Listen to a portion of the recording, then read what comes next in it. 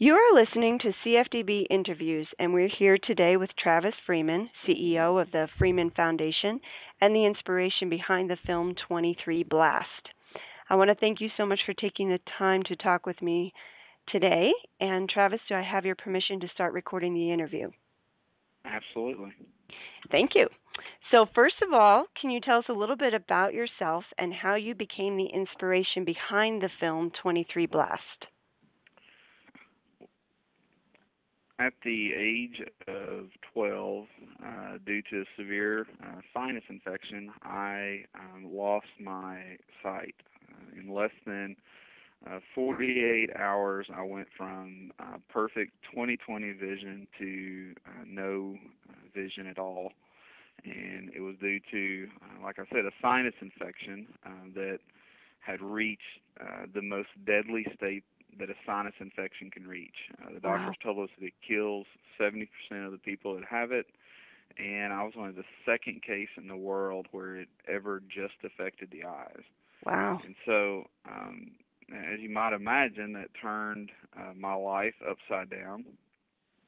And uh, so I had to really start learning how to live life all over again. And I had to learn how to read Braille and get around by myself and dress myself and do all of these things that I had done for 12 years of my life that at this point meant nothing.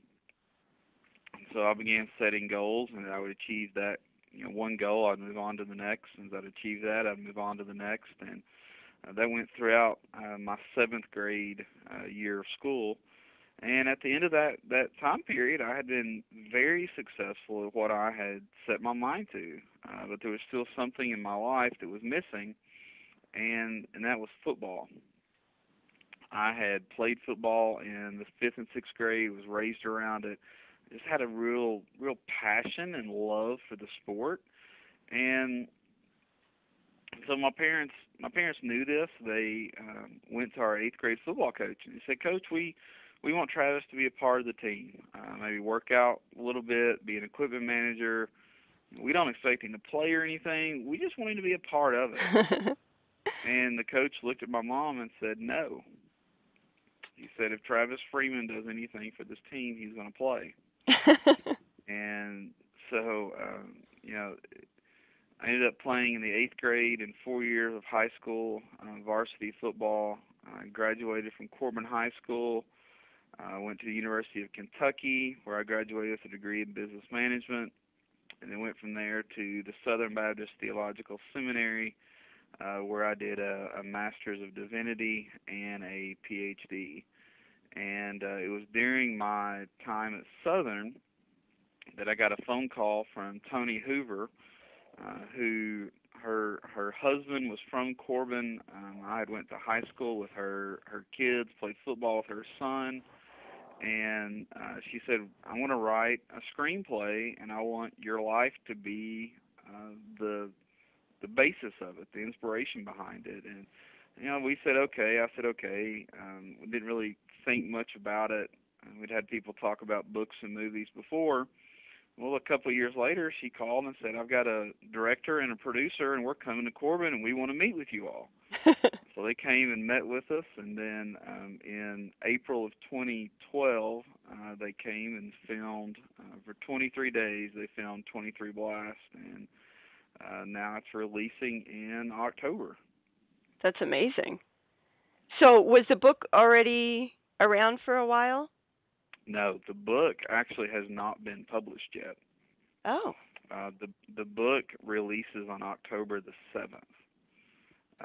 We didn't start the foundation or the book process until May of this year. Very interesting. So it's yeah. When we found out in April that the movie was going to be released in October, I had some people that I began discussing this whole process with, and just kind of one thing led to the next, and we ended up getting independent publishing and someone to help me write the book, and it releases on October the 7th. That's amazing. I didn't even realize that. I was Yeah. for some reason I didn't look at the actual date, so I was thinking that the book had been around and then it was turned into a movie. So Uh, that's really interesting. lights out, living in a sightless world, and it's the full behind, the full backstory to 23 Blast. That's great. So, can you tell us a little bit about the Freeman Foundation? Yes, the Freeman Foundation promotes the truth that disability does not equal inability, and I'm really looking to inspire people to overcome the disabilities that they face in their life, because the reality is that everyone has a disability. Everyone has something in their life that's holding them back, that is a challenge that they have to overcome. And my story, whether it's through me speaking, through reading it in a book, or through watching a movie that it's the inspiration for, my story is all about overcoming the odds, doing things that people say can't be done. And I just want to inspire people to do that. And I also would like to interface with churches and do some church consulting on how churches can better incorporate people with disabilities into the life of their church, and not just view these people with not just view these people as individuals that need to be taken care of or served, but people who can be vital parts of a congregation. And there are 1 billion disabled people in the world, and I feel like the church is really lacking in how it reaches out to many of those people. Absolutely. I think that's a great idea. And I know that's one of the questions I had was what was the ultimate result that you'd like to see from the film? But I think it's probably the same as you desire for the book too. True. Yeah. I mean, it's all about getting my story out there, and using this growing platform that God is giving me to tell people my story, and to use my story to point them to the ultimate story of the gospel, and in that inspiring people to overcome and to not give up and to have hope, and to not allow their situation to dictate what they think or feel about God, but to allow God to dictate what they think or feel about their situation. Yeah, that's excellent. And it's all about the gospel message, the overcoming. And it's great what you had mentioned about everyone having disabilities, things that hold them back. And so I'm actually thinking that maybe I should read the book too. It's probably even more intense than the movie, so that's a good thing. Absolutely, I absolutely. know there's And oh, go ahead. and the book has it's my story. There are pictures from just the whole time, the whole process. But then the last 2 chapters, one is a chapter on just overcoming and how we can overcome, and then the last chapter is really just a list of do's and don'ts on how you should interact with someone who's visually impaired. And it's some funny stories of things that I've experienced, but it's just things that you should do and that you shouldn't do when you encounter someone with a particularly with a visual disability. And I think it would be good for anyone to read. Right. Yeah, definitely. Definitely encourage people to read the book as well. I know there are a lot of people that are listening or reading that will want to know a little bit about your first reaction to hearing of that permanent diagnosis of being blind. If you could share a little bit about that experience. Well, I honestly don't remember. Oh, good. There's about a 3 or 4 day period that I just do not remember, and so I don't remember realizing that I will never see again. Hmm. My parents tell the story that they were talking to me about it just after we had found out, and I said to them, I believe I will see again, but if I don't, I can't wait to see what God does with this. Nice. And that was I was a 12-year-old kid. Um, but from the very beginning, and honestly throughout the whole process, I have trusted that God had a plan for my life, and that this plan, this blindness, my blindness, was a part of that plan. And so it's not been something that has ever really depressed me. I've had my frustrations, just like everybody does, but Right. it's been something that I have embraced from the very beginning and said, God, you're going to do something amazing with this. And I never dreamed that it would be what it is. And to me, playing football wasn't that big of a deal. It was just I was just doing what every other boy in Corbin, Kentucky wants to do. Right. And when I went out onto the football field for the first time blind, I just felt at home. Like it wasn't that I'm doing something special or I'm doing something great or this should be a book or this should be a movie. No, I was just living my life. Right. And it's humbling when someone comes to you and says, "Hey, we think your life is worthy of this." Like, really? you know, I, I'm just kind of doing my thing, and God is blessing that, and God is using that.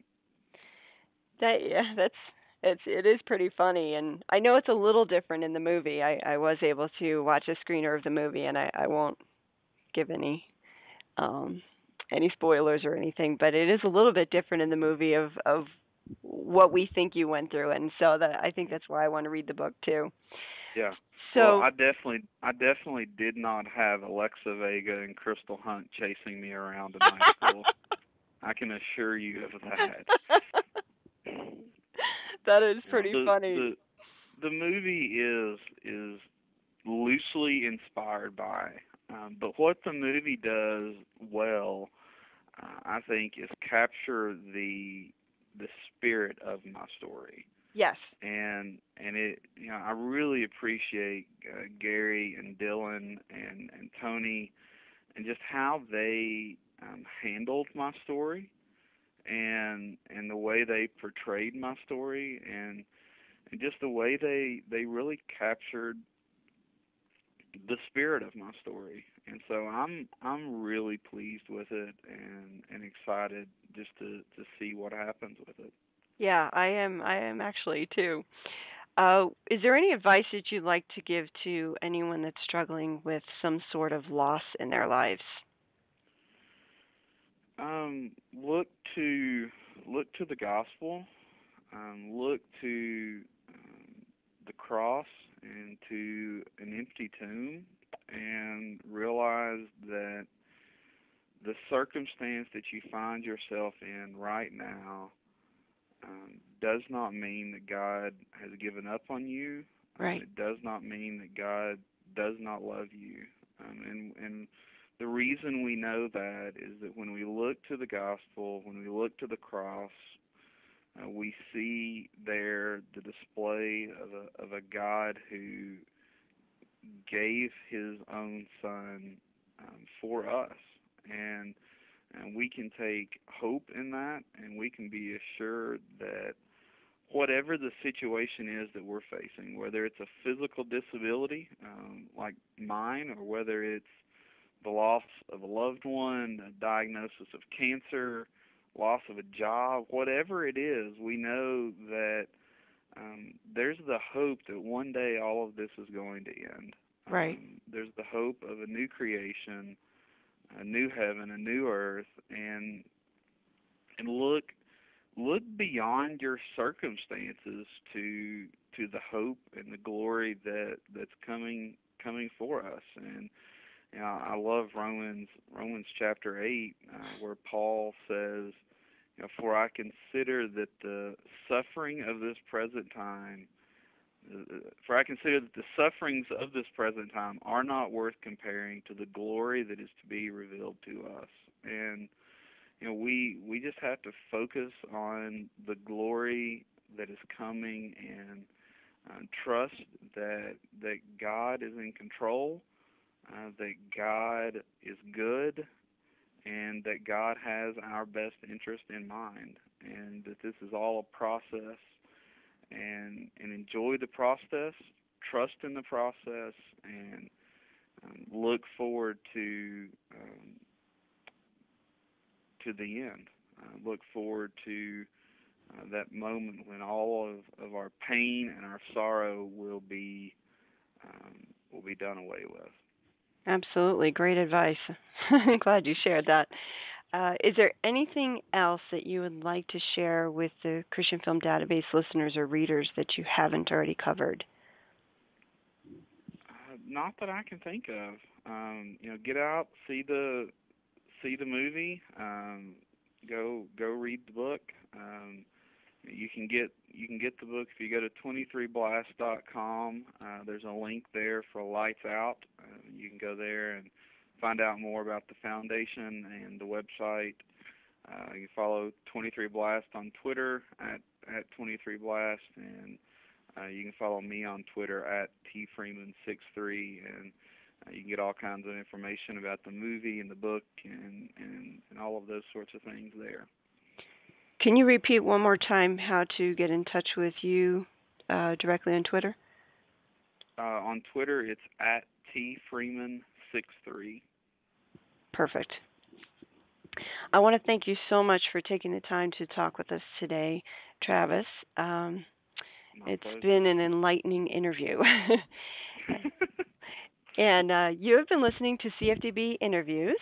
For more about CFDB, please check out our website at christianfilmdatabase.com.